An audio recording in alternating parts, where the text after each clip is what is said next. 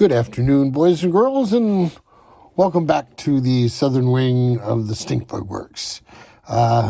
This afternoon, you are blessed with a bonus feature for today. One of my viewers asked me a very good question, and he actually asked two very good questions. First of all, he questions how Steve sizes his motors.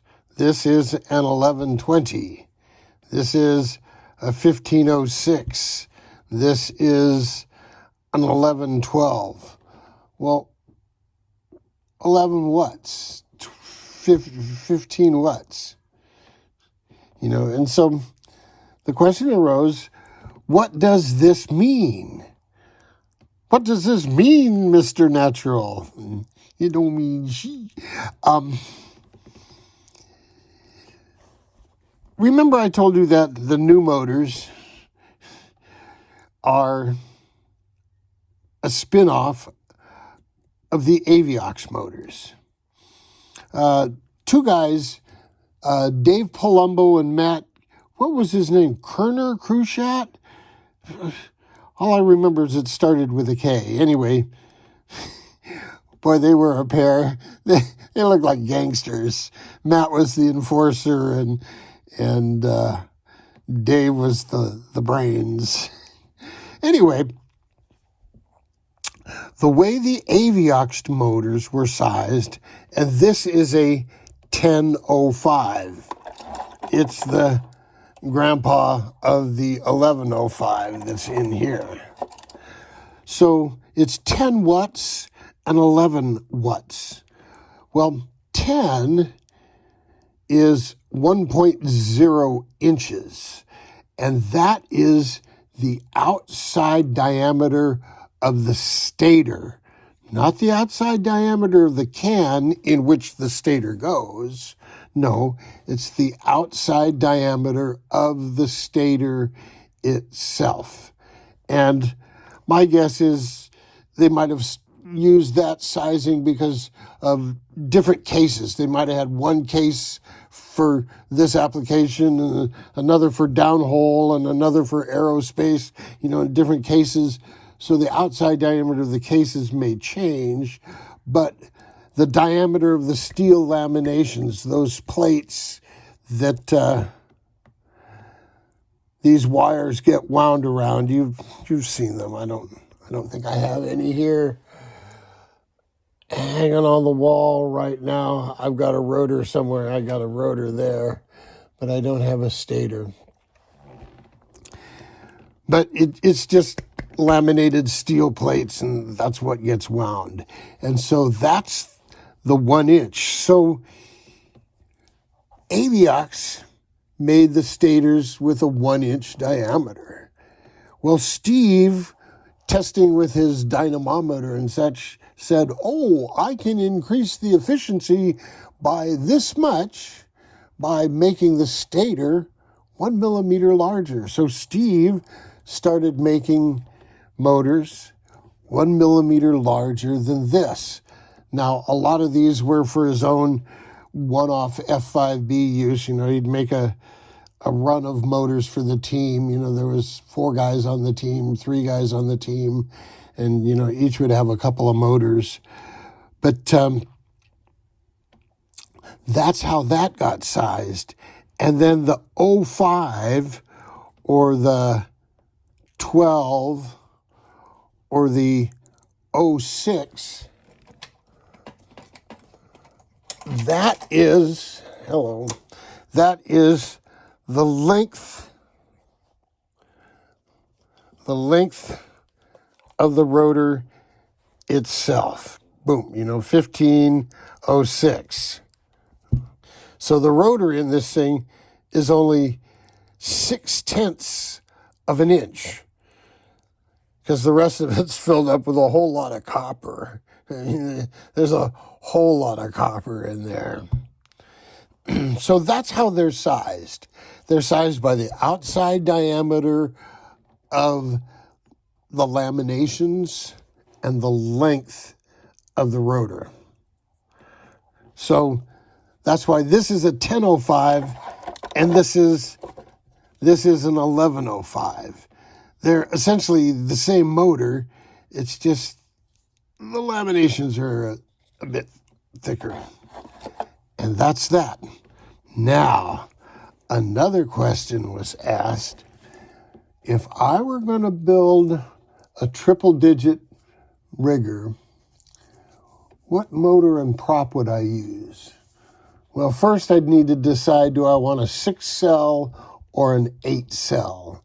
Now, as I recall, the Jag team and the world record and all that, I think that's 8 cells. And it's, because you could put, a freaking Tesla motor out there, for crying out loud. But I think you're limited to 8-cell for the world record. And if I were going to build a triple-digit rigger, I'll tell you what I do. I do one of two things. I'd take a 1530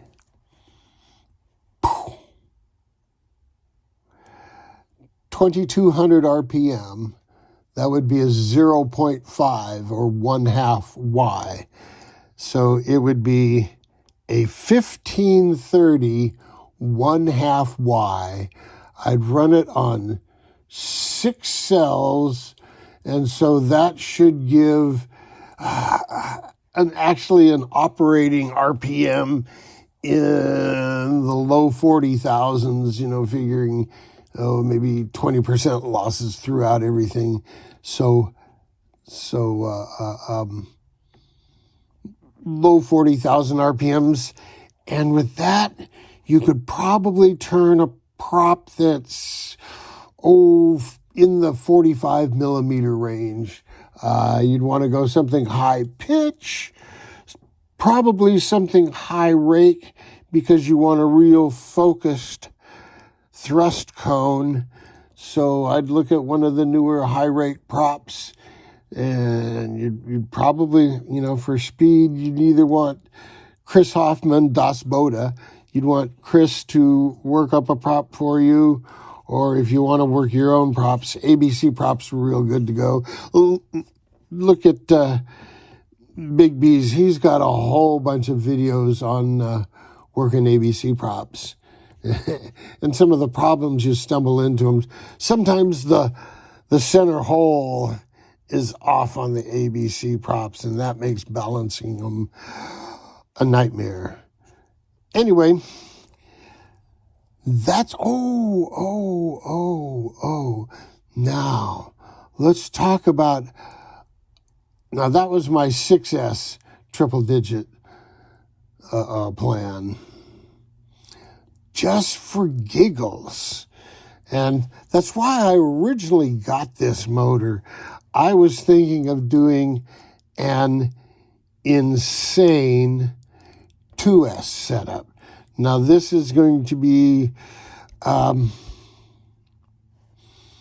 least 200 amps and probably closer to 300 amps.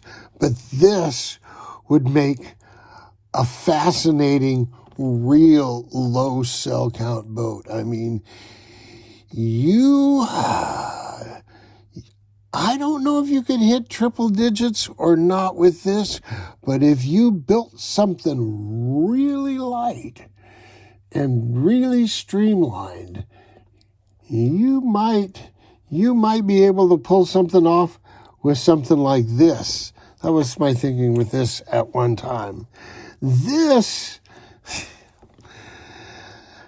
Lisa misunderstood me. I wanted a 1/2 Y, like I was talking about for the bigger motor, a 0.5 Y.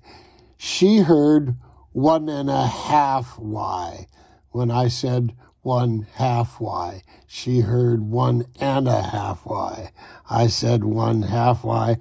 You see how easy it would be? And then I didn't catch it on the invoice. And she's handed, gave me the invoice and says, "Is this right?" And I looked at it and said, "Yeah."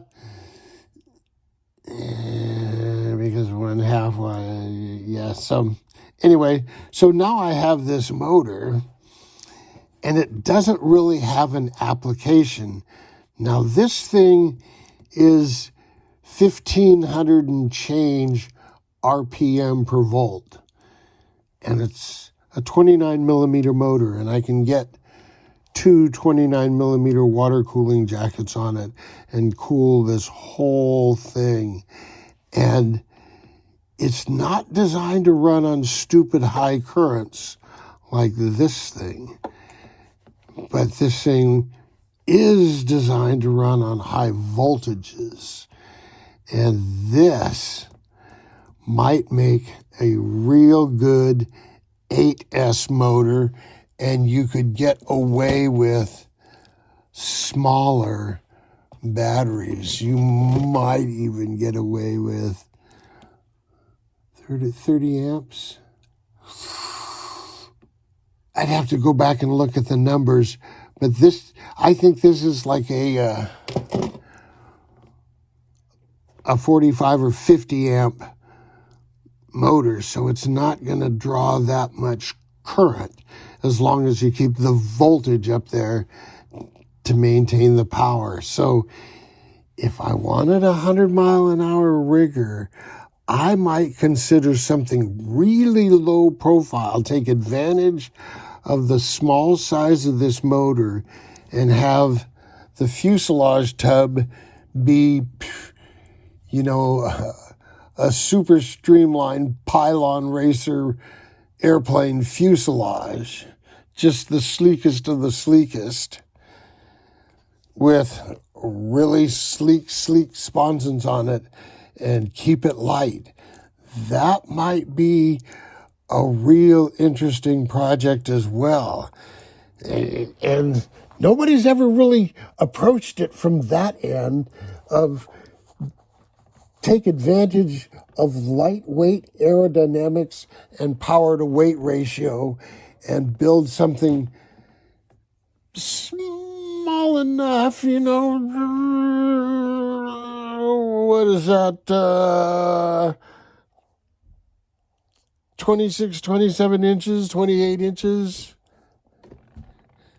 Who knows with that? So if I were going to put it in the JAE 33, 1530, a 45 millimeter prop with lots of rake, lots of pitch. Don't stand in front of it. Until next time, jet out.